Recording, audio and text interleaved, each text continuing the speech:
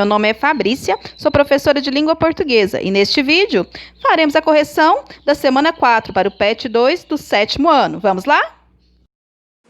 Então, aí nessa primeira questão nós vamos ter dois textos, que são duas versões de uma mesma história. Vamos lá? Era uma vez um reino sonolento. Era uma vez um reino de conto de fadas, com um rei barbudo, uma rainha bondosa e uma linda princesa. Todos viviam felizes para sempre, num grande castelo de torres muito altas. Neste reino tão comum, havia também centenas de súditos que moravam do lado de fora do castelo. Tudo corria pontualmente, até que um belo dia a princesa caiu da torre muito alta e morreu bem morrida. O rei, arrasado com a tragédia, trancou-se no quarto e nem quis ouvir os que vinham consolá-lo. É que todos diziam a mesma coisa. Não fique assim, majestade. Com o tempo, a dor diminui. Com o tempo, a dor passa. Com o tempo, a dor acaba. Mas o rei não queria que a dor diminuísse, passasse, nem acabasse. Queria guardar para sempre a tristeza que estava sentindo naquele exato momento. Foi então que veio a ideia. Ele não era a Alteza Altezíssima? Não mandava em tudo? Pois então, iria fazer um decreto real, mandando o tempo parar. Na mesma hora, as trombetas ecoaram por todo o reino, e a proclamação foi ouvida. A partir daquele instante, era proibido possuir relógios de qualquer tipo. Relógios de mesa, de parede, cucos, tudo deveria ser destruído imediatamente. Quem desobedecesse seria mandado para a forca. Diante de tal ameaça, todos seguiram a ordem do rei e o tempo parou. Então, é um texto do Léo Cunha e do Ricardo Benevides, que foi tirado aí do livro Era uma Vez um Reino Sonolento, publicado pela Record em 2007. Então, vamos lá para o próximo texto.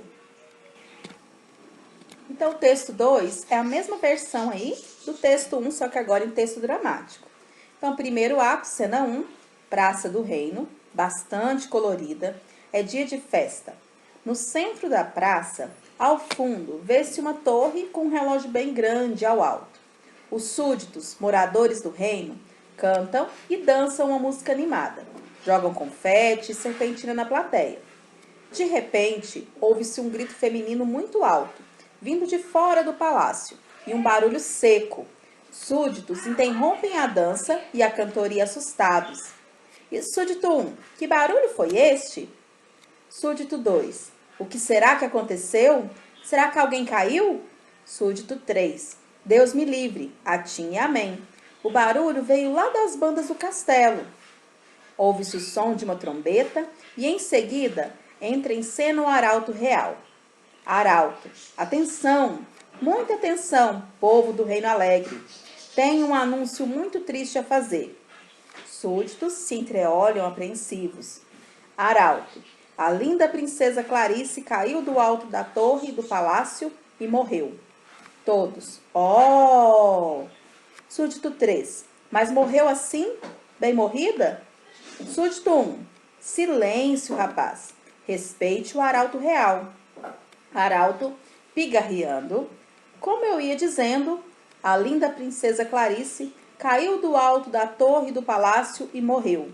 Portanto, por decreto de Sua Majestade, o Rei Soberano, a partir de hoje, todos os súditos devem retirar suas roupas coloridas e vestir roupas pretas. O Reino Alegre está de luto.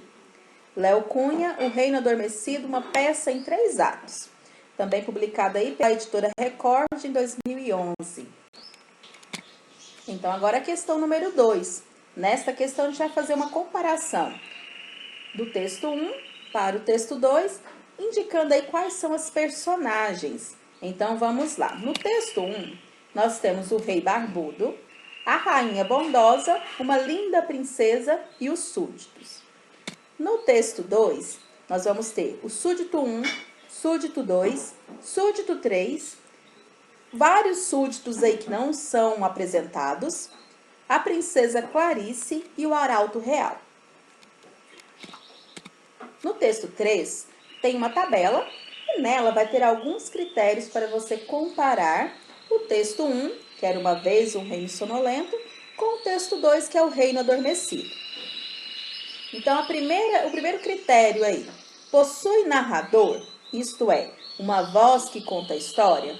Então, no primeiro texto, a gente tem, né, esse narrador. É ele que introduz os cenários, introduz aí a forma como nós devemos imaginar que essa história ocorre. No texto 2, a gente não tem narrador. São as próprias personagens aí que vão fazer essa introdução.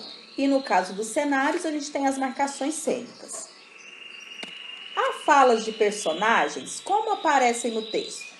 No texto 1, ele tem poucas falas e são precedidas por travessão e 2 pontos. No texto 2, ele é todo praticamente composto por falas de personagens, né? Elas são constantes e vão ser precedidas pelas rúbricas, que vão marcar aí quais personagens estão falando. No texto 1, como são caracterizadas as personagens? Então, nesse texto, há uma descrição simples, com poucos detalhes, e ela vai estar ali inserida dentro da narrativa. No texto 2, as personagens não são descritas com objetividade. Elas vão estar descritas aí pelas marcações cênicas e de forma aí bem resumida. Depois, na encenação, o que vai aí caracterizar mais as personagens vão ser figurinos, cenários, vão ser coisas que vão aí montar a encenação da peça. Então, a próxima, como é apresentado o ambiente. Então, no primeiro texto, há uma descrição simples, com poucos detalhes, e ela vai estar inserida dentro da narrativa, através de textos aí que são trechos descritivos. E no texto 2, a descrição dos cenários, elas são feitas nas marcações cênicas. E quando a peça for aí dramatizada, for apresentada, a gente vê isso na elaboração dos cenários. Então, antes da gente começar a próxima questão, a gente vai relembrar um pouquinho o que é discurso direto e discurso indireto. O discurso, ele vai dizer respeito à introdução da fala e pensamento das personagens dentro de uma narrativa. O discurso direto, ele vai ser caracterizado pelo narrador, que vai fazer uma pausa e então a personagem vai entrar com a sua fala. A fala dessas personagens vai ser citada fielmente, como o personagem está falando. Vai haver uso de verbos de elocução, que vão estar relacionados ao verbo dizer. Disse, respondeu, sugeriu, ponderou, perguntou, indagou e diversos outros. Ele sempre vai ser precedido de 2 pontos. Então, antes de você entrar aí com o discurso direto, você vai usar os 2 pontos. A gente vai fazer a mudança de linha para outro parágrafo. E então, vai usar o travessão para iniciar a fala da personagem. E sempre a gente vai ter aí o uso da primeira pessoa do discurso. Quem está transmitindo o discurso direto vai ser o eu ou o nós, que é aí o plural. Então, como é um discurso direto? Vamos ver um exemplo? O aluno afirmou. Então, a gente colocou aí 2 pontinhos. Mudou aí para outro parágrafo. Travessão. Acabei a correção de todas as minhas atividades. A professora, feliz, respondeu: parabéns, você é um aluno nota 10. Então, vocês viram aí que foi aplicado todas aquelas características que eu falei para vocês sobre o discurso direto. Então, aí o discurso indireto, ele vai ter a intervenção do narrador no discurso. E este vai se utilizar das próprias palavras para reproduzir as falas das personagens. Ele vai usar também verbos de elocução, só que esses verbos vão vir acompanhados de preposições. São aquelas palavrinhas que vão fazer a ligação entre os termos da oração. Temos também aí falas que vão ser apresentadas na mesma frase, sem haver mudança de linha ou de parágrafo. E elas vão estar sempre na terceira pessoa do discurso. Ele ou ela, no caso do singular, eles ou elas, no caso do plural. Então, como exemplo, eu vou usar a mesma situação lá do discurso direto. Só que agora a gente vai colocá-la em discurso indireto. Então, o próprio narrador aí que vai falar sobre essas falas de personagens. Então, a gente tem aí as personagens que é o aluno e a professora e vai ficar assim. O aluno afirmou que acabou todas as atividades. A professora ficou feliz, deu-lhe os parabéns e respondeu que ele é um aluno nota 10. Vocês estão vendo aí a diferença entre o discurso direto e o discurso indireto? E aí, o que vocês acharam? Conta aí pra mim se você achou fácil, se você achou difícil e se ficou alguma dúvida. Porque aí depois eu faço um videozinho respondendo a essas perguntas de vocês, tá bom? Então, na questão número 4, a gente vai usar toda essa explicação que eu fiz aqui sobre os tipos de discurso para que a gente possa aí fazer essas questões. Então, vamos lá. No texto número 1, nós temos o discurso direto. Então, a gente percebe ali que há trechos ali em que o autor, o narrador, ele vai fazer uma pausa e a personagem vai falar. No texto dramático, nós também temos o discurso direto, pois ali são as próprias personagens que vão apresentando as suas falas.